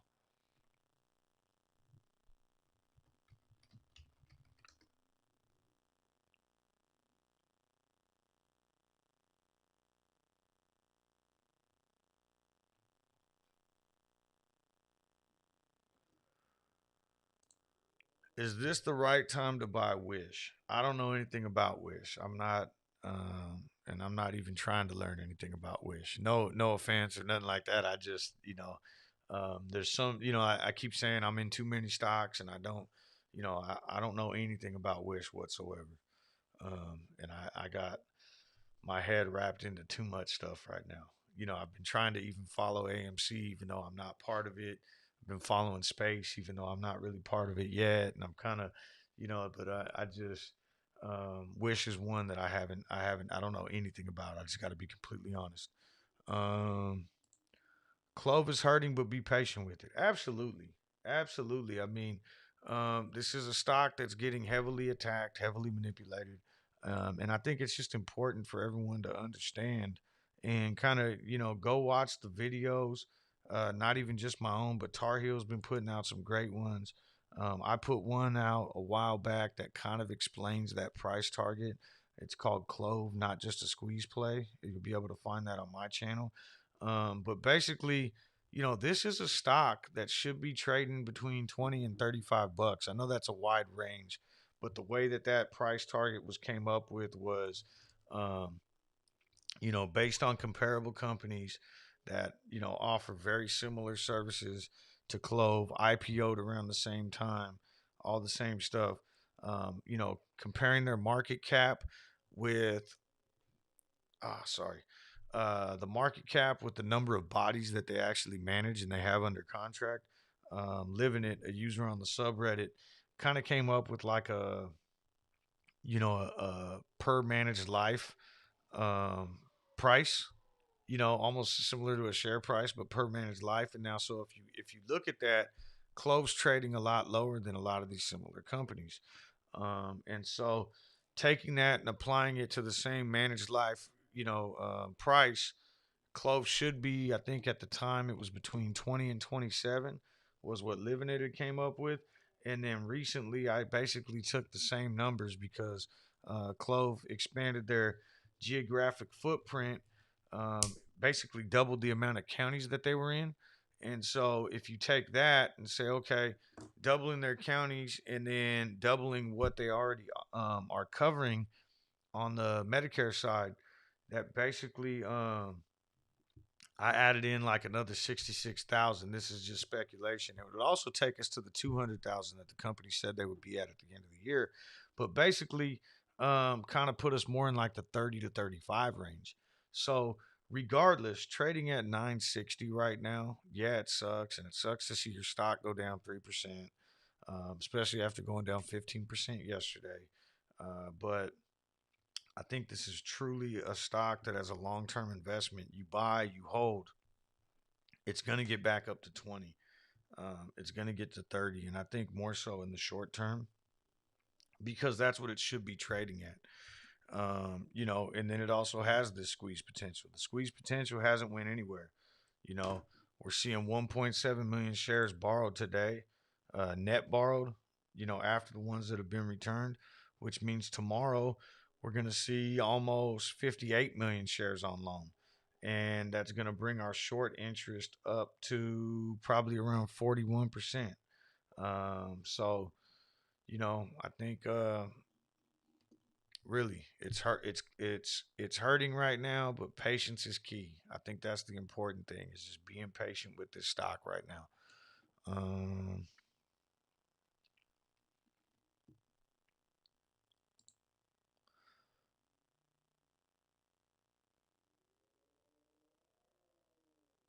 okay, so Chef Daddy's got some insight on Wish. Right on, thanks for answering that one for me, I appreciate it. um I don't know anything about it. I just got to be completely honest. um That's a great point, Clark. So Clark says, when the price drops, ask yourself what has changed this week, and it's only been positive catalysts. And that's how you know this thing's getting manipulated. And again, I know I might seem more calm than maybe most people, or than you are at home or whatever. But I've seen this so much with GameStop that I feel like I'm numb to it now. I mean, GameStop just announced yesterday that they're opening up a fulfillment center, in Reno. They had announced a couple months ago that they were opening up one on the East Coast, I think in Pennsylvania. And this all goes into the company's pivoting and expanding their e-commerce, footprint and all that kind of stuff. And what happens? The stock gets hammered down and drops off positive news. And that's what we're seeing with CLOV right now too. And it just speaks to the market manipulation. But Clark, you make a great point. Nothing's changed. Only positive catalysts have happened, and the stock continues to go down. So you know, buy and hold, buy more, average down. Keep grabbing up those shares because they can only do this for so long before it pops.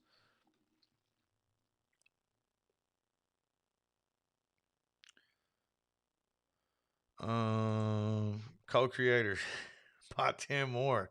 All right. Uh, Carmen says, I seriously struggle with patience. You know what? I do too. And that's why I said I can't be like 100% in Clove or 100% in GameStop or anything like that. Like, I got the bulk of my account sitting in there, but I need to kind of keep some of that extra cash around to help me with my patience.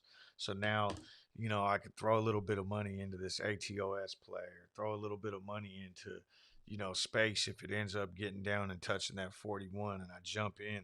I need to do that to kind of cure my patience. Um, let's see. Yeah, Tar Heel makes a great point, and I know I talked about it yesterday too. We're supposed to be on the short sale restriction list today, but again, my experience with GameStop, and I know we both talked about this yesterday. Um, that doesn't mean anything. So what short sale restriction is supposed to mean, the SSR is supposed to mean, is that shorters can't sell the stock down into a downtick. So basically, they're only allowed to set up, like limit orders where they could put their shares for short up here, and we got to come up and buy them from them. but they're not able to just violently, downward sell, create downward pressure into the market with short shares. But I don't remember any of these ever really panning out. Maybe like the first one on GameStop where it was like, "Hey, we're on SSR," and then I remember for the longest time everybody was like, pumping it up. Like anytime GameStop started dropping, it was like, "Yeah, we're gonna hit SSR. We'll be on SSR tomorrow," and then it didn't mean nothing. So I think these guys, and I know Tar Heel knows that too. That's why he's rolling his eyes right there. But you know, it doesn't mean much. It really doesn't. It should. It really should, but it doesn't. Or at least it hasn't. So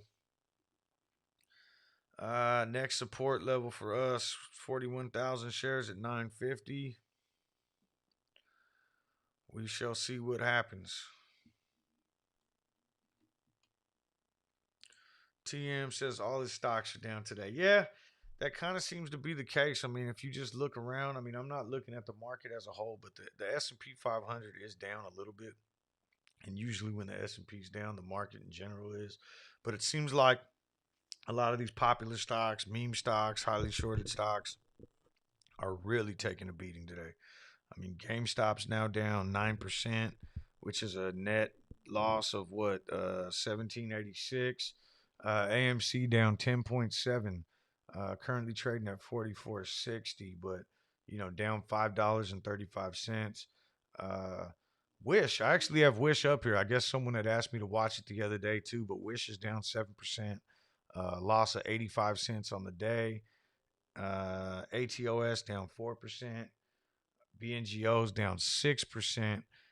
Hit a low of $6.10 earlier. Currently trading at $6.18, down 40 cents right now on the day. And everything else I have pulled up here that I'm watching. Oh, huh. I just realized I didn't have AVXL up here on my. Now AVXL is the neglected stock. AVXL down 4% on the day. Currently trading at 24.28. So yeah, it is kind of a bad day in the market right now. It's a red day.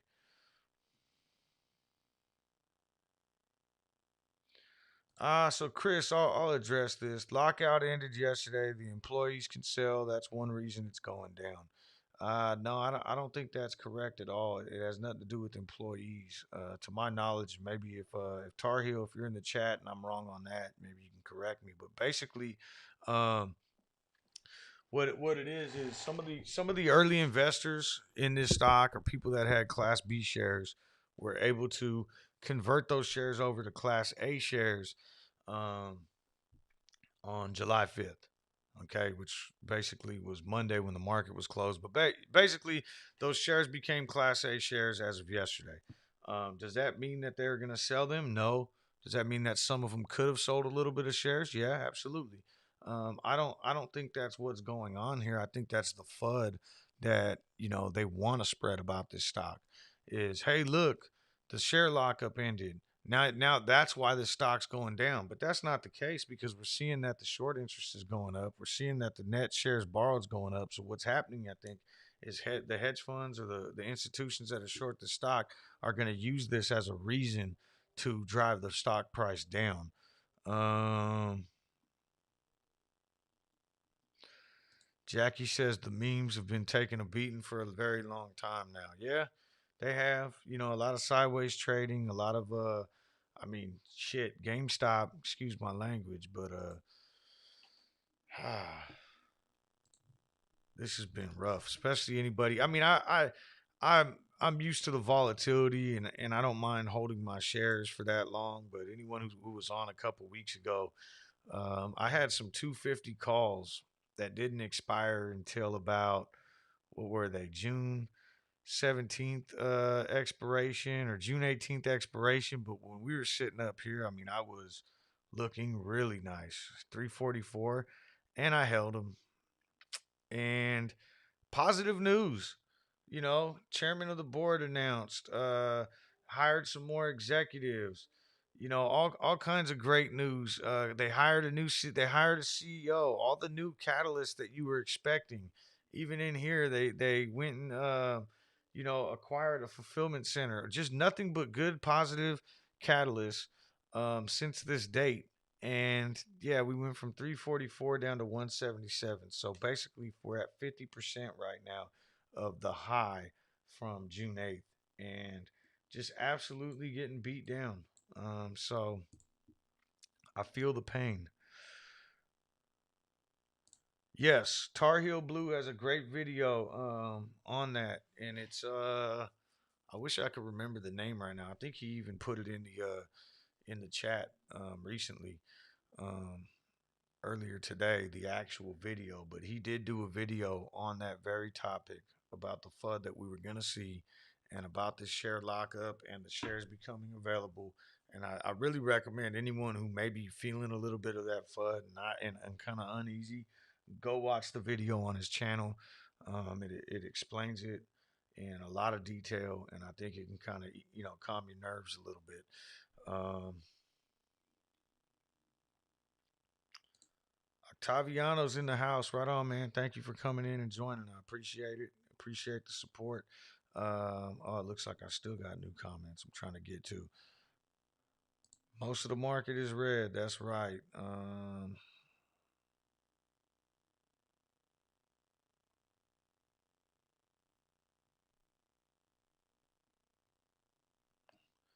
D Worms on a shopping spree today.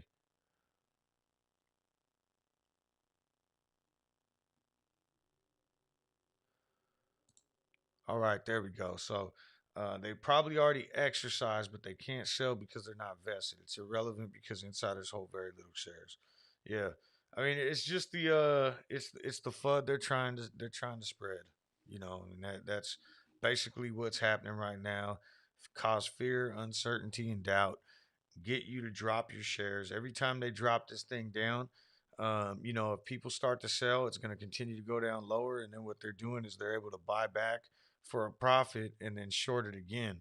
But if everybody holds, they won't be able to do that. They're going to drop it down, drop it down, drop it down, and then they won't be able to drop it any further. So now when they buy it back, if we're not selling, when they buy it back, it's actually going to make the price go up higher.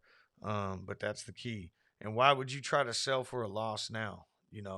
And if you are, I mean, maybe you're lower than that, but if you bought in even at 11 or 10, and we're trading at, they dropped this price down to 964. Why would you sell for a loss when you can hold and know that this stock is worth way more than what it's trading at right now? Um,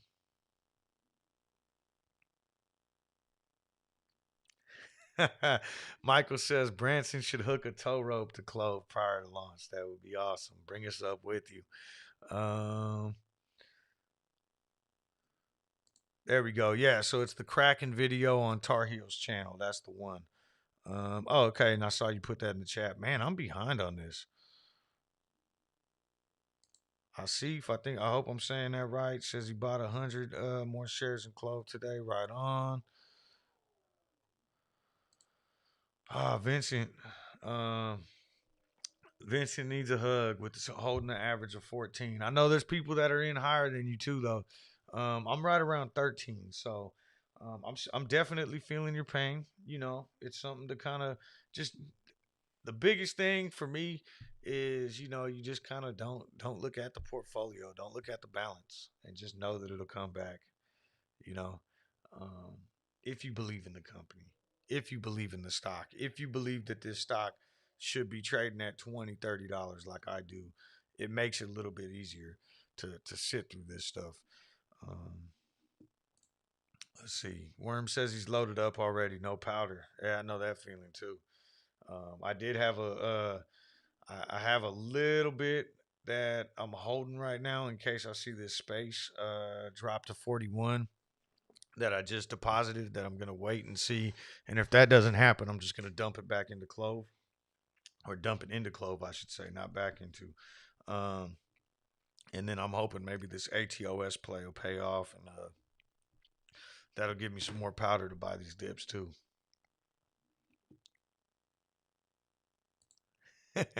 Take your piggy bank, break it open, go to the bank, deposit it, and buy clothes. That is the way. Um, Co-creators, that's what you got to keep building on those, building on that share count. And I feel it though. I mean, I don't think we're gonna get prices this cheap, coming around anytime. I mean, we are right now. We're trading lower right now than I thought we would be. I mean, I really thought we were holding that $12 support line. I'm not gonna lie at all. And now we're trading down here at 10, but it doesn't change the way I feel about the stock. It just means that I was wrong in my assessment of, where we would be at today. Doesn't make me change the way I feel about it. I'm still in for the long haul. I'm not selling any of my shares.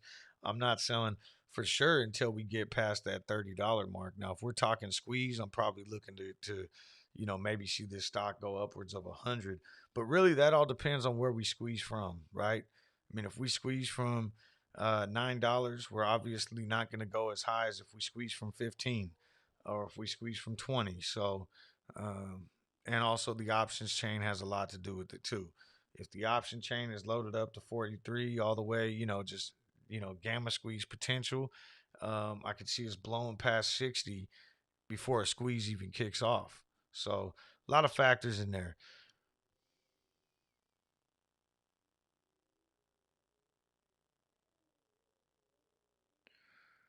Let's see. Compare to neg. Same short and borrow fee. Soon we will see the green bar as neg today.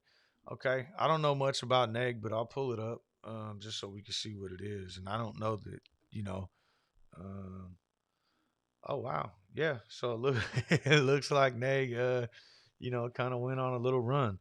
So started at 1050, back on June 30th, and went as high as 70 today. So again, I don't know anything about this, but based on what you're saying, similar short fee, similar borrow fee, yeah, and there's a stock that squoze from around $10 and went up to 70, assuming that's what happened with it. So, thanks for that. I'm gonna check into that a little bit more and maybe do a comparison of the two, since they're trading at similar levels. Um,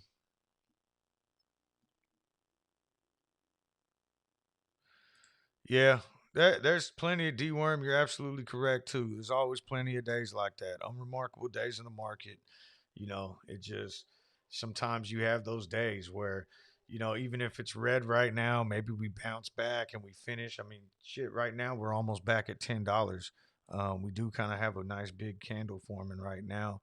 Um, and then look, so clove's almost flat now on the day. We're at less than 1% down. Doing a lot better than some of these other stocks. I mean, I know ATOS at one point today was up, and now it's down 4%. Looks like GameStop's climbing back too, but still down 7%. Space, nice big green bar. So, and it looks like the S&P 500 might have a lot to do with these green bars we're seeing right now. Big green bar there, did hit a low of the day at 431. And if this bounces back and kind of gets through VWAP, we might see, some of these other stocks get pulled along with it. Looks like GameStop's even making a break above VWAP right now. So definitely something to keep an eye on. AMC actually, earlier, I know I had mentioned it hit a low of somewhere around 42.50.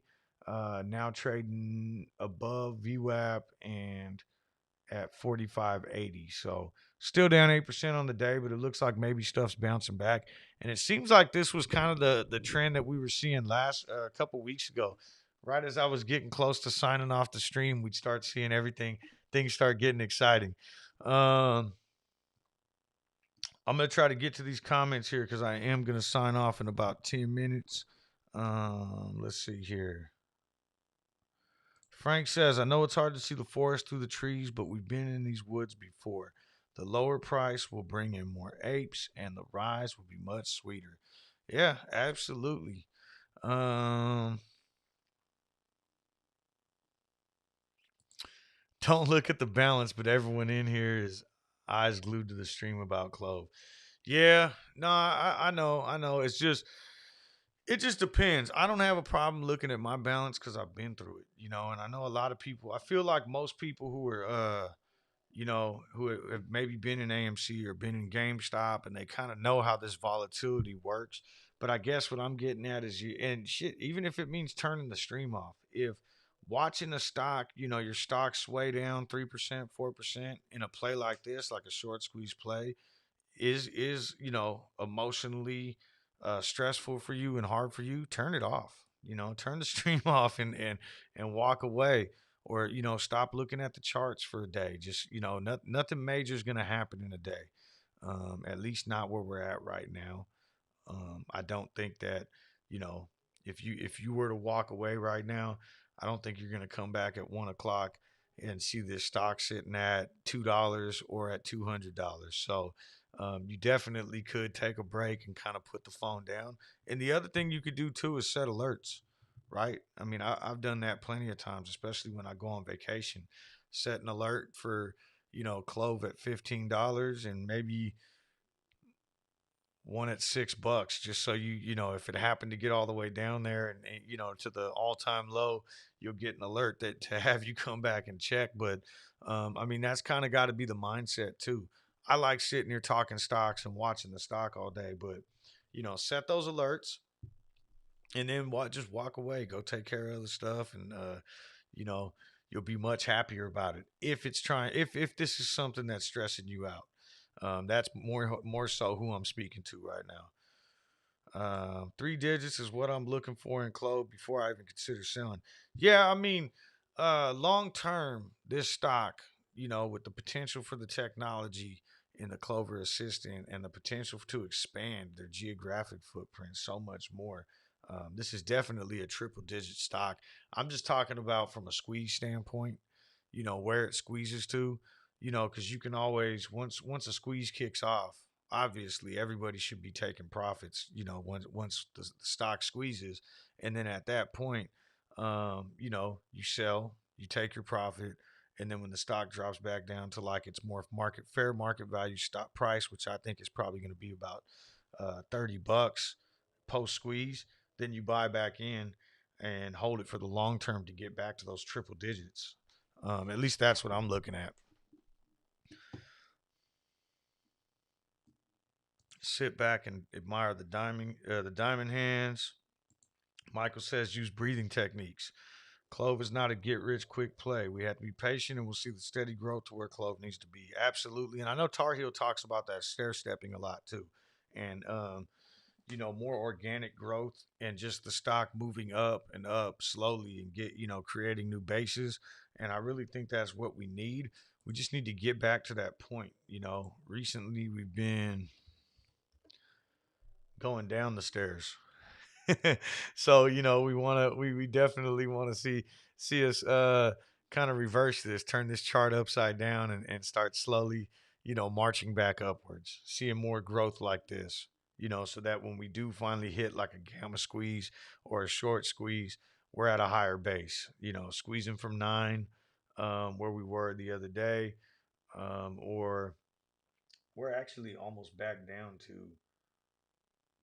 where these big days started from, which is like what, June 7th, and we may be retracing back to there before we take off. Actually, um, that wouldn't shock me at all.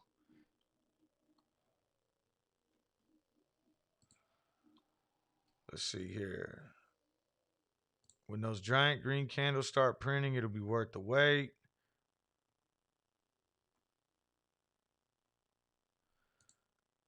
The key point now is to know if insiders are selling. If not, this is the last catalyst. Yeah, I agree with that 100% too. So, um, once we kind of clear the air on this whole share lockup and news starts coming out that, you know, nobody dumped their shares, or maybe that they even doubled down at these lower prices, that, all of a sudden some of the insiders that maybe, the FUD that's being spread is like, oh, well, this guy's going to sell some of their stock and this guy's going to sell some of their stock. As soon as we find out that these institutions came in and bought more, down here at 960 or, at $10, then things are really going to get interesting.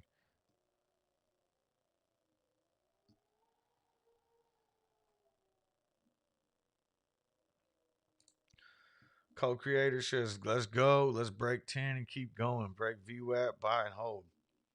Yeah. It looks like we are too. It looks like we're getting this upward momentum, and we're actually outpacing the SPY. I know I've mentioned this before. Like you can kind of see the similarities here, and where we hit the bottom at, and we're definitely going up, and it looks like the market in general is going up right now. But if we can get above VWAP and get up here, then when the SPY goes back down throughout the day, hold VWAP. We want to be trading up here in this upper range. That's where we want to be at in any of these stocks. You know, and then we'll start using VWAP as support instead of resistance.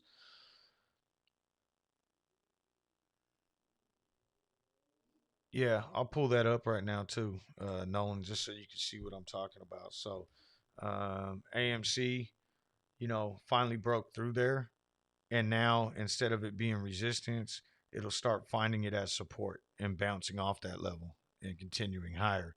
At least that's what I see. It could break back down though. Who knows? And Derman's saying the same thing. Yeah. And then one thing that and I mean this doesn't always end up holding true, but it's one of those self-fulfilling prophecies I feel like too.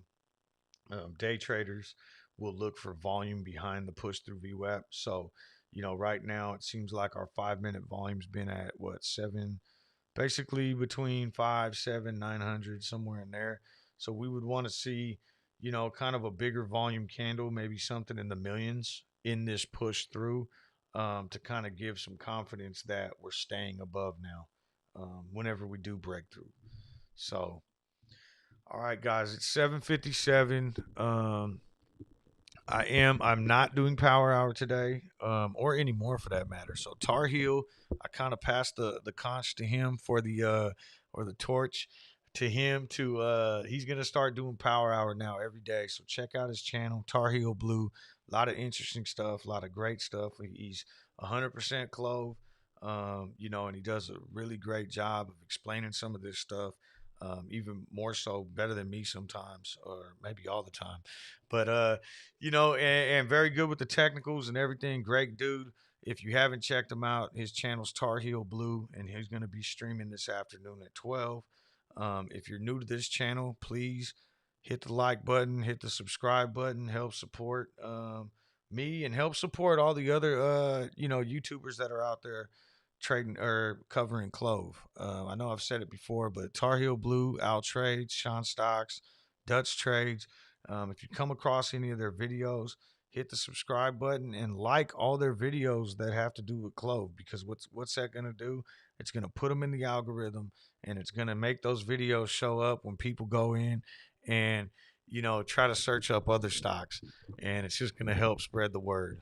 Same thing goes with Twitter. When you're on Twitter and you see someone like Fresh Prince of Wall Street, or Wall Street Bet Degenerate, or some of these other guys that have been really covering Clove consistently, and spreading good information out there, hit the retweet button, follow them, help spread the word.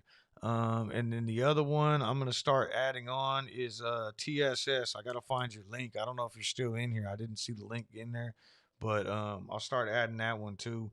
He's actually in Belgium, and he's been covering Clove as well, along with some other stocks, and he's been doing a really good job. If you've come across his channel, sometimes the videos start off in French. Don't get discouraged. Just give it a little bit, and he'll get to the English part, or sometimes he'll start in English and then move to French. But he's holding it down overseas too.